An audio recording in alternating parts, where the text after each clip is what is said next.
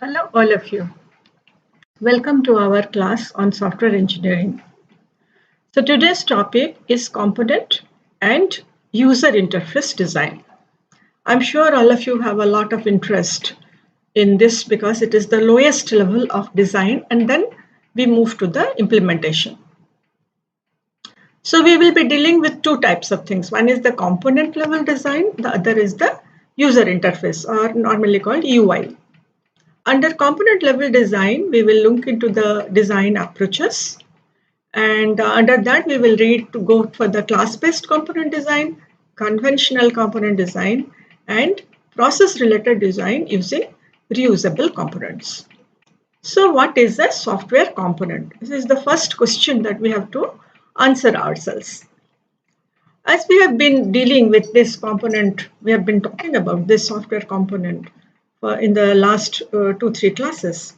You might have understood that a component is a modular building unit of a computer software, which is also called as a module.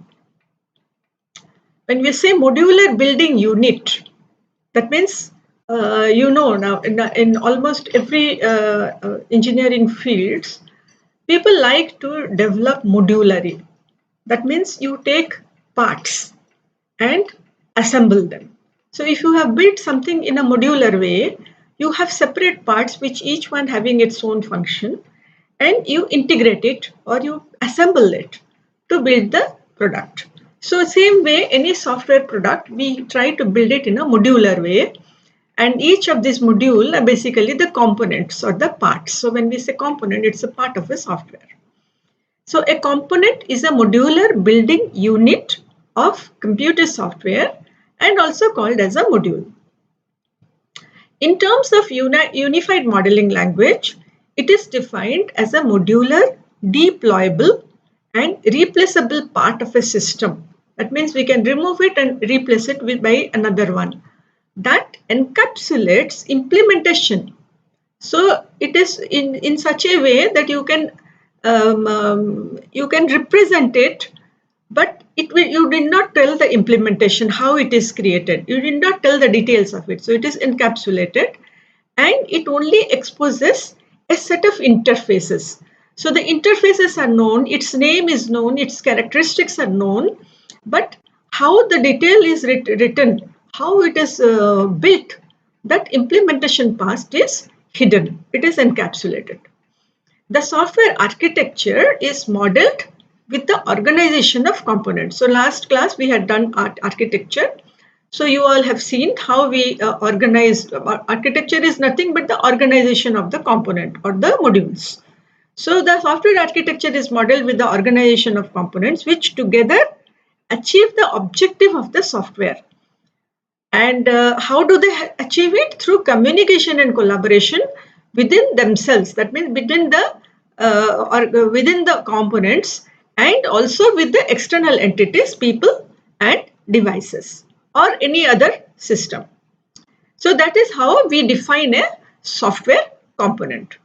So what is the general approach to a component design? So we have seen in the last few classes, we have gone to the requirement analysis. We have created the analysis classes, and we have elaborated it. We have created the elaboration design, and we have created so many analysis models. Then what we have done, we have seen how to go from the analysis models to the architecture, because we said architecture is the way the components are organized. So now what we are coming to the component design. So each component we are trying to see how they are, and we are trying to see what is the approach, what is the principles, what is the challenges, issues, and things like that. So let's pose this question: what is the general approach to component design? Or we can also put it more specifically, what do you understand by the 3 views of component design? So there are 3 important approaches to component design, and many times they are termed as the 3 views of the component design. That means we can view the component design in 3 different ways, or in other words, we can do the component design in 3 different ways, depending on our situation, what the problem in hand we have. So the first one is the object-oriented view. which consists of components of collaborating classes, their attributes and operations. So each component is a set of classes which are collaborating. And whenever we talk of classes, obviously we will have its attributes and operations. So if you do this approach, then you will call it object-oriented view. Otherwise, the design can be seen as the conventional view, where we try to use the conventional methods, not the object-oriented method.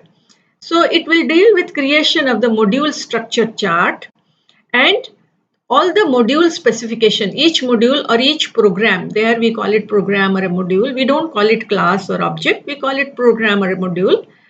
And how to write the specification. That means how to do the detailing of the module, how to write the data structure, attributes, the characteristics, the call and deployment diagram. If you go to the UML, we have not discussed the UML in detail, because as per it is not basically in your study syllabus as a part of the course. So I am only referring to it as and when it is coming. So as part of the UML, there is one view of the UML which is called the deployment view. And there we make the deployment diagram. What is deployment diagram? It represents major systems and subsystems within the computing environment, the way it will be deployed.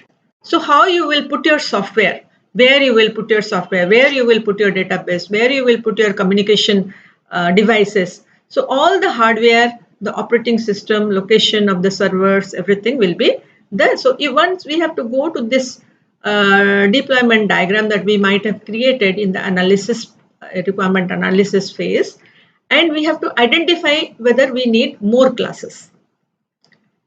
And then what we have to do now, we have got identified all the classes. We know what is the interfaces, we know what is the interaction, we know what is the behavior, what are the attributes, what are the operations.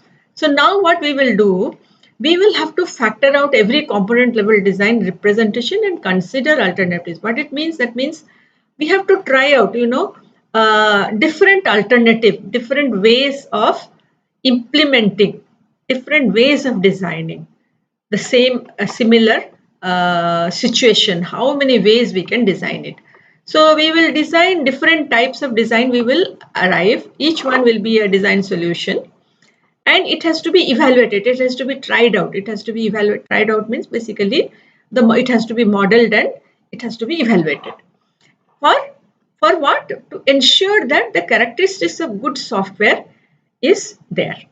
So this is why, and so you have to go in the iterative process. Initially you will make one, then you will refine it, and you will keep on changing some part and try to see whether you are getting a better design, a more effective design, a more simple design, which will give a good software.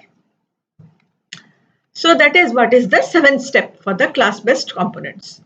And there are 4 basic principles. So what you can get a question like, you can get, maybe you will get a question like, what principles guide the designing of class-based components, or what is the guideline for designing class-based components? So there are 4 basic principles. So let's look at them. The first principle says that your design should be open for extension and closed for modification. What do we call it? We call it open closed principle. It should be open for extension. That means you should design in such a way that you can extend it. The module should be designed in such a way that you can easily add something more to it, but without modifying the internal code too much.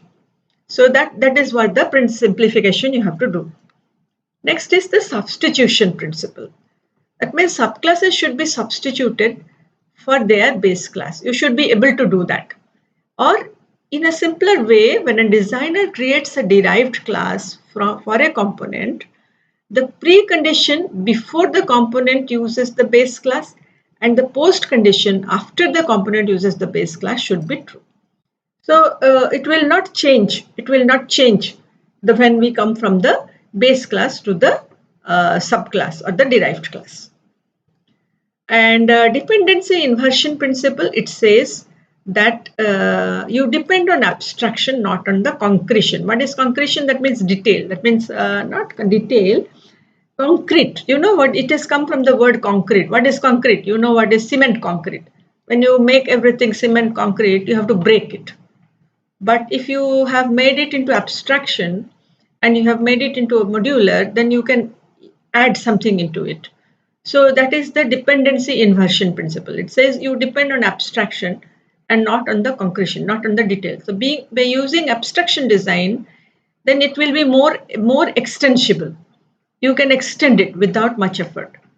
That means you use more of abstract classes and things like that. But if components are fully specified, then it is difficult to modify. You cannot extend it. And the interface segregation principle says that each component and each client will have a different type of interface. So you don't try to generalize it. You don't try to create a single one, but you create many client specific interfaces. It will be more user based, and it will be more user oriented design. So when you create your class, when you create your user in interface classes, then you don't create a generalized one, but you make specific one. Instead of over generalized, you should give preference to specific interface. So that is why we call it interface segregation. That means we will segregate it, we will separate it depending on the kind of user and the kind of function he is doing. Similarly, there is also a guideline for the packaging of the components. That means how you will organize the classes into one component, how you will package it. So a question is that what guideline will you follow for organizing and packaging class-based components? So we're talking on class-based components. So 3 packaging principles are available. The first one says that release, reuse equivalence principle. That means reusable classes should be grouped to packages and its version should be controlled by the developer as it gets upgraded.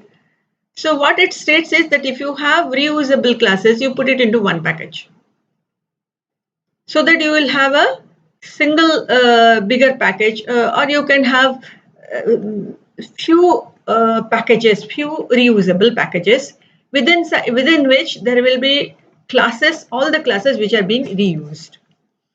Why it is necessary? Because we are always thinking of, now we are thinking of release, we are thinking of packaging. So when you release these, so your versions can be better controlled. Again, you are coming to the common closure principle, which states that the classes that change together belong together. So in other words, they should be satisfying the same function or the same behavior. So if they are in the same behavioral area, or if they are, say, in the same functional area, whenever you change one class, you will be changing the other class. So better you package them together, so that each time you change some class, you keep looking into the other classes and change all the classes. So more of the classes inside the same package will be affected. Other packages will not be affected. Only that package will be affected. So that is why you should package them together. So they will invariably require to be changed when one is changed. Then you have the common reuse principle. It states that classes that aren't reused together should not be grouped together. So if they are not required together, then they should not. Only those that are required together should be grouped. So why it is required? Because if you have a package and you have kept some classes into it, and these classes are being changed, and there is one class which is not connected. But since you are changing these classes, you have created a new version of this. From version 0, you have gone to version 1. So what it will imply? It will also imply, it will appear as if this class also has got modified, because it is now getting a new version. If the whole package is getting a new version, and that is not good, because you have actually not modified this class. You have only modified these classes, and this was not related, but by mistake you have put it in the same package. So what it is telling, that if the classes are not reused together, then they should not be regrouped. So remove this, put it in a different package. what type of components are defined in the conventional approach view. So now we are coming to the conventional approach. So we said that we have three views or three approaches, and one by one we are coming to each one.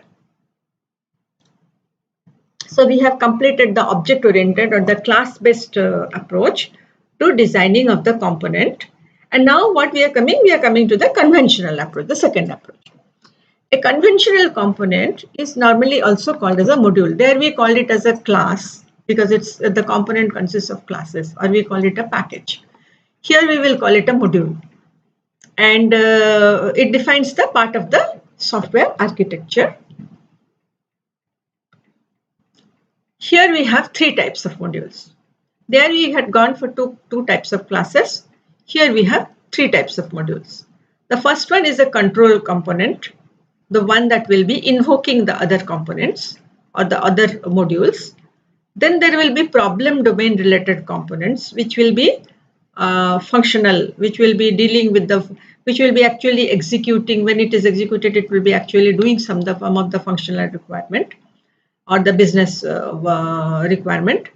And then we will have infrastructure component. Infrastructure components are again user interfaces, databases, OS communication and things like that, or device communication, things like that. Okay, and then these how they are derived. So we know what are the modules, what will be the type of the modules, and how we will derive those. We normally derive it from the DFD, and we organize it in a top-down fashion in the conventional approach. And what do we have? We have the control. These control components we will have in the top, the A-type components, and the B-type components will be at the bottom leaf, and the infrastructure components will be somewhere in between. The architecture is normally derived by vertical partitioning. We have discussed this in detail in the previous classes. And by vertical partitioning, what we do, we define what is known as a control hierarchy. And again, we call it as a module structure chart. In the other, there we normally use the object-oriented architecture, and we don't call it a module structure chart. We call it architecture, class architecture, or component architecture. Now let's look at, let's pose the question, what process steps are followed in the conventional approach for the component design? Just as we have seen the 7 steps in the other approach, let's look at this.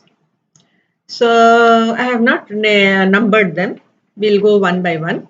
So we'll derive the modules from the data flow oriented DFD. We have seen that. And we have also seen how it is done by using the transform and the transaction analysis. I think last class we had discussed the transform and the transaction analysis. Then we will organize it in top-down fashion with the domain related at the bottom leaf nodes. And this derived architecture, we will call it as module structure chart or simply a sector chart. What type of organization it will be, what type of architecture it will be, it will have a call and return type of architecture. And then we will elaborate each module to each of these modules that we have put in the in our architecture in the organization. We will go into the data or control objects. Either it will be a control module, or it will be a interface or a functional module. So in that case, it will have some data, and here it will have the control information. So the control and the data information that will flow across all these modules, we have to elaborate that. That means we have to analyze that and make some kind of a model for that. Then we have to specify the data structures and the processing algorithms. So once we have known the data, we have identified the data and control. Now we will go into the data structures. We will specify the data structures. What is the best data structure we need to have to get the good efficient design? And then also the processing algorithm, because you know these are all procedure oriented methods. All modules will be procedure oriented. They will not be class oriented. So we will need to know there we did the processing algorithm the processing of the operation. Here we will do the processing algorithm of the module or the program. Finally, we will also look into the behavior of the modules. So again, we will go back to the state diagrams and we will check whether we have, we will check the behavior of the modules and we will check whether it is matching with the state diagram or not. Then we will go into the SSID, as you have already possibly guessed it. The analysis and design will follow the SSID method. That is the structured analysis and design method. And what it happens in this structured analysis and design method, each program, we will now go into the each program and we will start specifying the program. So we will use the structured programming concept, where you have a sequence. You can only have sequences of statements, or you can have a conditional statement and branching, or you can have iteration and loops. Then we will use the flowchart to construct the program design graphically, or we can use your pseudocode or structured English. I think you all have done it in your C classes or even in your C++. We can also make decision tree and tables, which will specify your processing rules. So that is all about the conventional approach of component design. Now we will come to how the process related approach of the component design. Sometimes you may get a question to say how it is different. How is the component design in conventional method different from the class-based approach? I think by now you know how to answer that. You have to answer about the architecture, how it is defined, and what are the major steps, what are the major classes there we define, and how we are defining modules here, and how we are defining the data structure as part of the class, and here as a separate one, because the data structure has to be defined separately from the procedure. So there it is together with the class. So all these things will come as a part of the differentiation. Now we are coming to the third approach. So what is process related approach for component design, and how is it practiced? That is more important. How is it practiced? How are we going to do it? So what we must understand that software engineering practice encourages use of existing software components. Why? Because of two things. First is it gives you economy. It gives you economy. That means it is cheaper. It can be done faster. So the effort is less. And second is these are tested. These are already tested components. So they are known. So when you start writing, when you start building everything, there is more chance of error. But if you use known and standard things, then there is less chance of error. So quality is expected to be better. So that is why software engineering practice will always encourage use of existing software.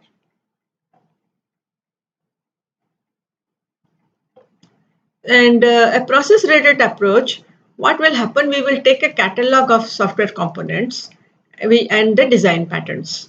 That means what is the catalog? It's basically a library. In library you have catalog of books. Similarly, in the library you will have catalog of software components.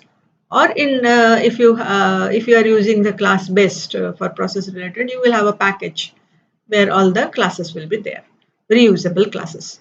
And design patterns also. These are known solutions and made available. The software engineering team will get it. And when the architecture is being developed as part of the design process, the designer selects appropriate components. So you will start from the architecture itself, not only the component. In the architecture itself, you will try to do it by using the component on the component library and also the design patterns. And during the component design, the interfaces available with these ready-made solutions are studied. And the necessary domain components are designed. So already these are known. So whatever the specific domain related components you need, only that you will do, because these are specific to your problem. These will not be available in your reusable library. But the common things, especially infrastructure related things, and a lot of solutions for data mining, for specific kind of solutions, or distributed computing, those are already available. So you can do, or the way you call the client and server, the way you publish, so those things are already available.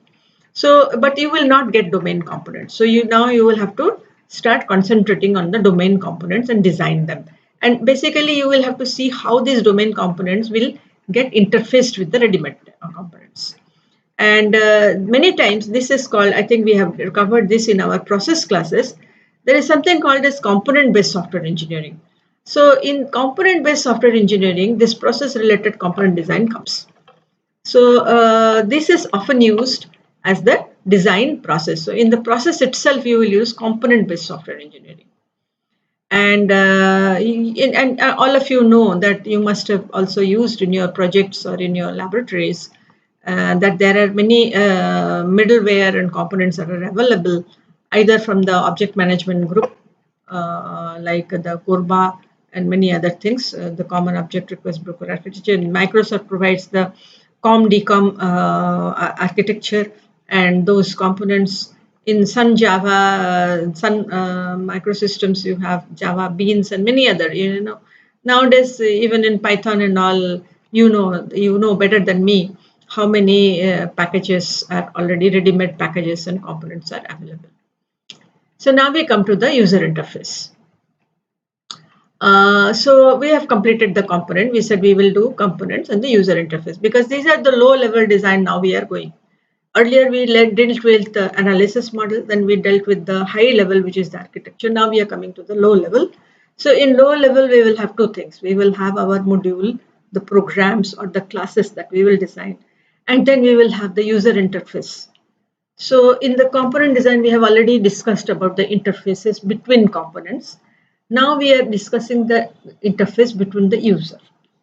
So user interface design, what we will deal with, we will have some introduction about it, and we will discuss what is known as the 3 golden rules of user. You might get a question like that. Then we will again go into the process part, and we will look into user interface patterns. Earlier we have seen architectural styles and architectural patterns, and we have looked into design patterns. Now we will look into user interface patterns. And we will look into the evaluation and review of UI. Whatever UI design you do, how you will evaluate and review it. So why UI is important? So in early days, maybe 30-40 years back, when computers started and people used it for doing lots of their computations, then everything was batch processing. So in batch processing, you will not have any support to interact with the user. The same system or the application will not be able to support an interaction with the user. But now with the current system, we don't have batch system. We have window-based systems, or we have different kind of stuff. We have interactive systems. So because we have interactive systems, most of the software will require user interface. And because we need user interface, so we are talking of the UI design. And why it is important? Because the user will judge the software from the quality of the user interface. If the user interface is not good, it is not appealing to the user, then they will not even consider the software for their use. So the use of the software depends on the good design of the user interface. And if it is difficult to use, it leads to higher level of user errors and customer dissatisfaction. Nearly 50% of the development time is spent on UI. That is a very revealing fact. If UI is not designed systematically, effort required to develop the interface would increase tremendously. So unless you have designed it properly, see, first you have to design, then you have to develop. So if your design is bad, then development will take more time, and you have to keep on redeveloping, and that's why that it will increase your effort.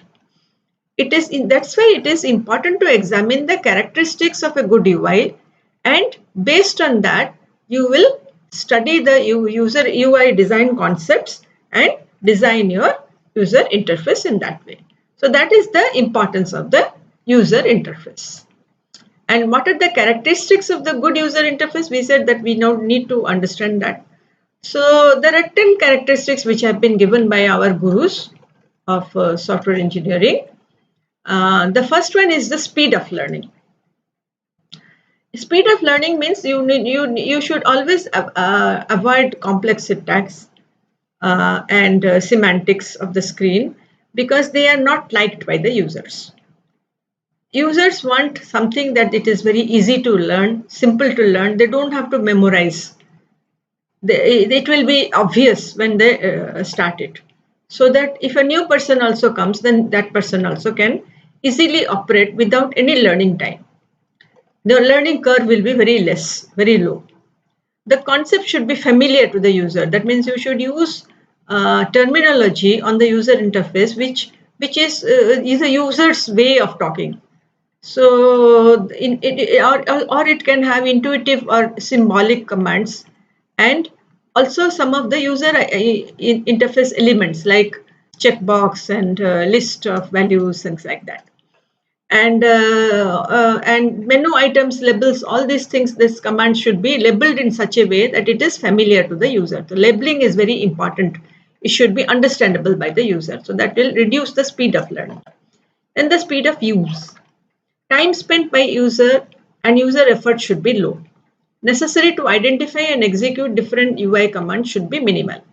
So there should not be any lengthy writing, haphazard placement of fields.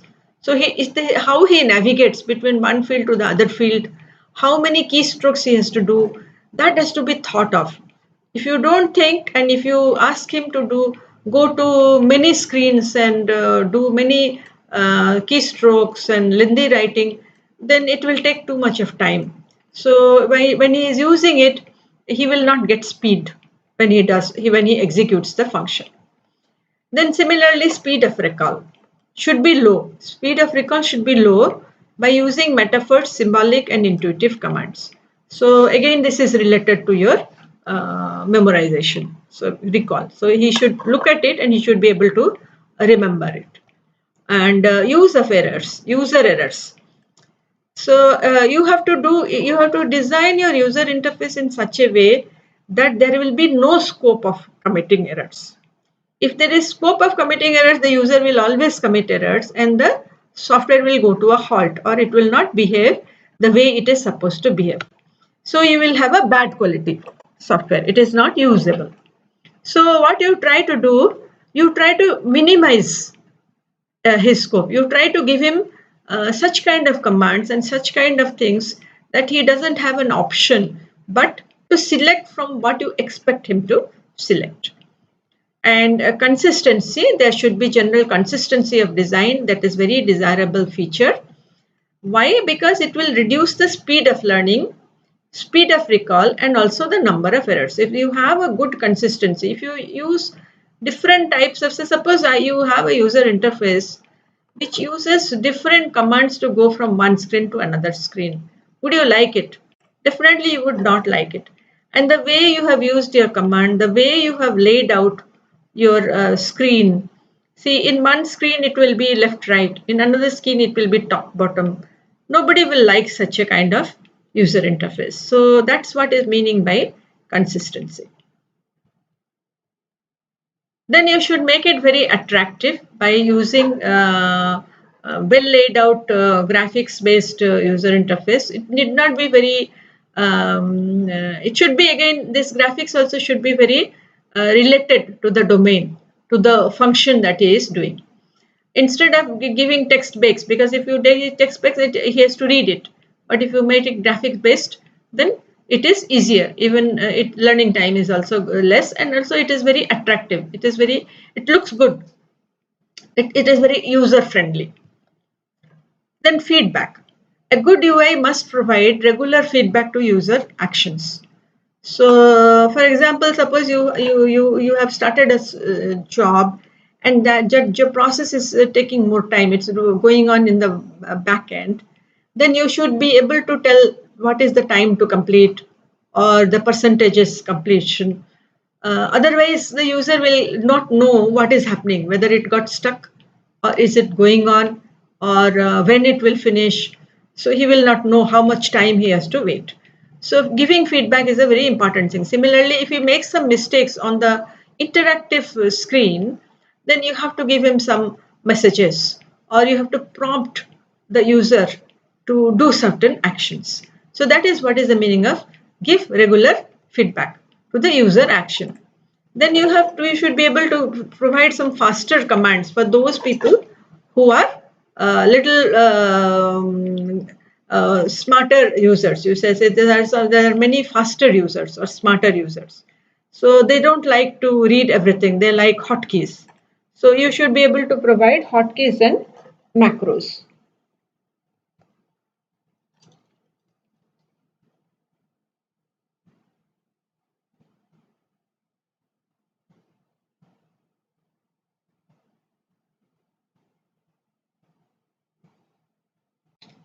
Students, you have to give proper questions on your chat box, and because this is supposed to be your doubt clearing class, so please keep your questions related to the class that we are doing.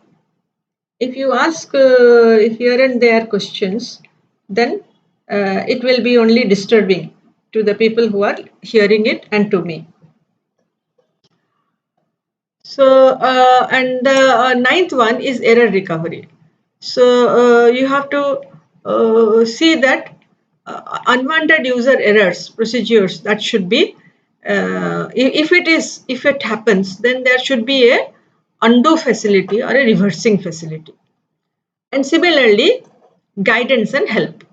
So, when I'm telling all these things, it might be appearing very normal to you. So you might be thinking, oh yeah, we all know it.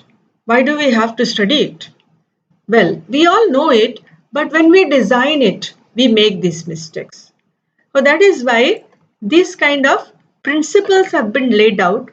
This kind of methods have been laid out in the software engineering, so that everybody will follow it and everybody will do it in the right way from the first time. Now this I will skip because you all must be knowing it. So we will not discuss much on it. There are different types of user interfaces. If you are designing a UI, how will you approach the good UI design problems, and what are the 3 golden rules of UI design? First is place the user in command. That means you are not in command. You are making something for the user. It's an interface for the user. So you have to understand what is the culture of the user, what is the perception of what he needs, how he works, what is his style of working, what he likes. So that needs to be understood. Next is reduce the user's memory load. If you don't reduce it, if you put things that will need him to remember, then it will be too much of memory load. So you need to have buttons and make things self-explanatory with a lot of help and error. You have to reduce his error also. Next is make the interface consistent. So these 3 things you have to remember. Consistency, so that your navigation, objects, labeling, commands, etc. I think if you remember these 3, then that is why these are called the 3 golden rules. If you remember these 3 things, then all your 10 characteristics good user interface will be obtained automatically. So that is why these are called 3 golden rules. What are the steps in the UI design process? Just like we did the steps in the component, there we had 3 methods, 3 different views. So we did 3 different processes. Here we don't have so many processes. We have only one user interface. So we will like to see how it is done. So first of all, we have to understand that it's an iterative process. If you see in all designs, it is an iterative process. You cannot get one thing from the beginning. Like a spiral, you have to keep on doing it and keep on evaluating it. But there are 4 steps into it, distinct framework steps. Initially, you have to analyze the user task and the user environment and model it. Then you have to do some kind of a interface design. From the interface design, you have to construct a kind of a prototype. And once you have done the prototype, you have to evaluate it. Either you have to review it, design review, or you have to evaluate it with the user. So there is a validation phase. So we'll go one by one and we'll pose question to ourselves and we'll try to see how to do it.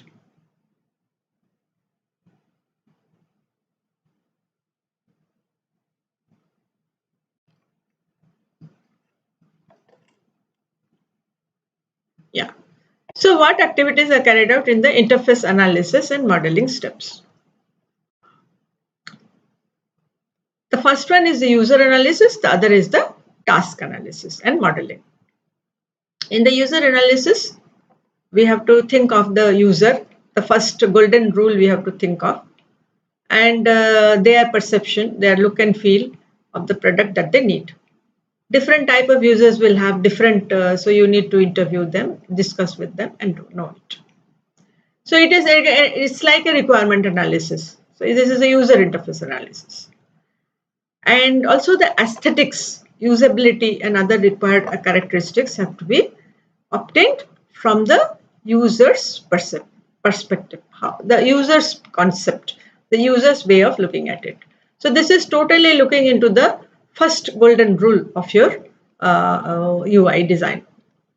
Then you have to go to the task analysis and modeling. So you ask more questions for the specific circumstances of the domain. You ask them exceptional circumstances. So you ask them questions, tasks, subtasks, problem domain, objects, data entities, what they are manipulating, what is the sequence of tasks or the workflow, hierarchy of tasks.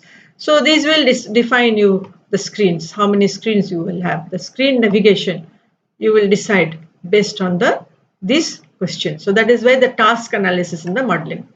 And also you can go to the use case. Instead of going to the user, you can go to the use case. You can check that item number 1 and 2 you can get, and item number 4 and 5 listed above you can get from the activity diagram. And other objects and entities that you want to put on the user interface, you can get it from the DFD and the class diagrams. Sometimes the work environment may also play an important role. So work environment also has to be studied. That means what is the kind of user interface, what is the kind of operating system that is available. And the above analysis provides inputs to the screen contents and its navigation. Again, this aesthetics has to be understood. Now, what next is activities that are carried out in the design step. So design is the UI design is the second step. In the design step, what we will do, you will define the interface objects, because so far you were doing all the in the component you did the infrastructure classes or the infrastructure modules and the domain related modules, your core modules. But now you are going to the interface class or the interface objects. And what is the actions that is being taken there? So based on the UI analysis that you did in the first step, you will do this. Then you will design the events or the actions that will happen and that will trigger the UI state to change. So UI user interface, depending on what the user will give, it will change. From one screen it will go to another screen, or it will, within the screen you may have sections. So based on the data given here, this may be variable, this part may be variable. So that is what is the UI state. So state will change and the behavior will change. So that those events you will design. And interface state, it will appear to illustrate each interface state as it will appear. So you have to create some models. Okay, you have to create some paper models to show how it will appear, or you can use some of the FOGL languages. Indicate, or maybe HTML and all.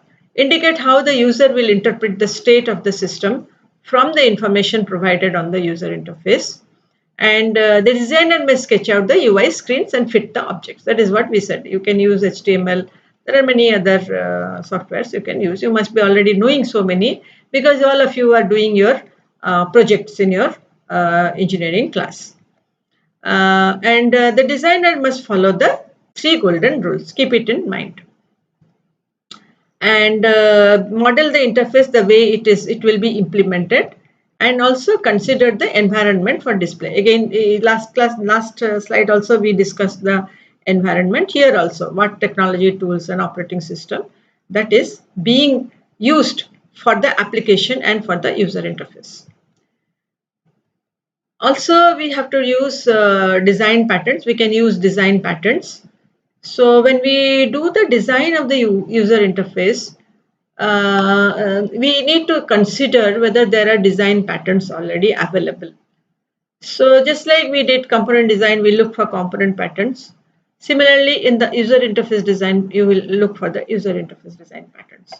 So there are different categories, one for the getting input, dealing with data, some social behaviors, onboarding, familiarization, cognitions, perception, this like feedback, how you will give the feedback, things like that. And these can be used. So there are some few examples here. A card stack, top level navigation, and shopping cart. We use it in the e-commerce applications. Simple search, how to provide a simple search. So there is a simple search pattern. You can use it. Suppose you have to you have to put a simple search in the user interface. And then breadcrumbs pattern, that is addresses data editing, modification, and transformation. So you can use the breadcrumbs pattern. You can use the card stack to choose the stack. So instead of giving a layout of page going from one to another, you can use this table of cards so that the user selects from the card, or you can give him a menu or a top level. So you can have top level menus because we all use Windows screens. So you can have top level menus. You can have left line menus, and you can give subtasks inside it and things like that. So those are all the patterns. And if you have to scroll, you can give your window scroll, things like that. Or you can give some tabular kind of informations. So we come to the third and fourth part of the user interface, how it is constructed and how it is evaluated. So we'll deal with it together. So once a design model has been done, so when you do the design model, you are making some paper models, or you are making it through a software like HTML, and you are trying to see whether it is so what you create a prototype. Okay, and this prototype is evaluated by the user, and then you get the feedback, and then you see how efficient it is. And you can also have a formal evaluation technique, that you can create some questionnaires or rating sheets. You can distribute it, and you can collect that information. You can get a feedback from the users. You can give it to them, and you can give them a sheet, a well-designed sheet in which they will say yes, no, or percentage, things like that. And design modifications are made in the next evaluation. So you remake your prototype, and then again you give it for evaluation. So there will be multiple cycles until it is accepted. So sometimes you can also create some structured questions. Even rating sheet is one, questionnaire is one. So we talked of questionnaire here. So that is what the structured questionnaire, and you can get the feedback from the customer. To get quantitative feedback, sometimes a time study is done. During the time study, users observe while did. So what you do, you give the model or the prototype to the users, and while they are using it, you keep looking, you keep watching them. And when you watch them, you try to get these information: number of tasks correctly completed, frequency and sequence of actions, time spent looking at the display, number of types of errors, error recovery time. So all those things that we discussed in the characteristics of good user interface, those number of errors, number of the time learned, taken to learn, and time spent in using help, and all these things you can get the inference. You can get the feel of it. You can get the measure of it by doing the time study. Normally, it is not done at this stage. It is done normally when you do the UI design. It is too It is too costly to do this. Now, if you are doing the design review, that is not done by the customer, but it is done before the prototype is being built and given to the customer, and it is done by the designing team, then you can create a list or an evaluation criteria. This is what. You can create an evaluation criteria to see whether your UI design is good or not. And it will have things like this: length and complexity of written specification, number of user tasks, average number of actions, things like this. I'll not go into the details because it will appear very boring to all of you. So these are known things. So you can create a criteria which will have this kind of or a list, evaluation list with items like this, and you can keep checking. When you do the review, you will have a review team, just like we have an inspection or a review of the code. Similarly, you have the review of the design. So we come to the end of our class. So we studied two things today. We looked into what questions can come from the component design, what type of questions can come from the user interface design. So we defined what a component is. We discussed the 3 design approaches. We also looked at the 7 steps for doing the component level. We discussed the 4 basic principles, as I told you, the common replacement, substitution principles and things like that of designing classes. Also, we looked into the how to package the classes, and we looked into 3 principles for it. And then we looked into these 3 methods: conventional components. This first part for the mostly for the class based, and then we came to the conventional component, and we looked into the method, and then we looked into the process oriented view. And we noted that the component based software engineering, which uses standard components, is often used as the design process. In the second part, we use the interface design. We discuss the need for designing good user interface, the characteristics of and properties of the good interface. Then we learned the 3 golden rules and steps for the UI design. We saw a few existing UI design patterns. And finally, we discussed the use of a prototype for building the model, the UI design model that you have made. You can build it, you can build a prototype for it, and it will be useful for evaluating by the user.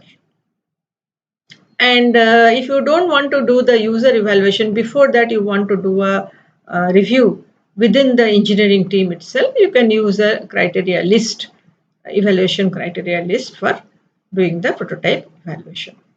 So I think we have come to the end of this thing. And unfortunately, it's not a very good questions you have given. It's not the way you should be approaching a class. So since there is no domain related questions,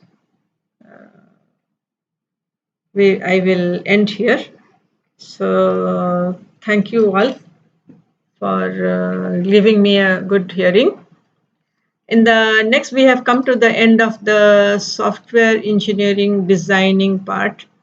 And in the next subsequent few classes, I will be dealing with some of the project management aspect of the software engineering.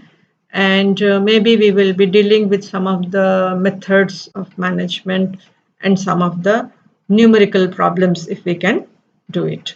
So thank you all and good night.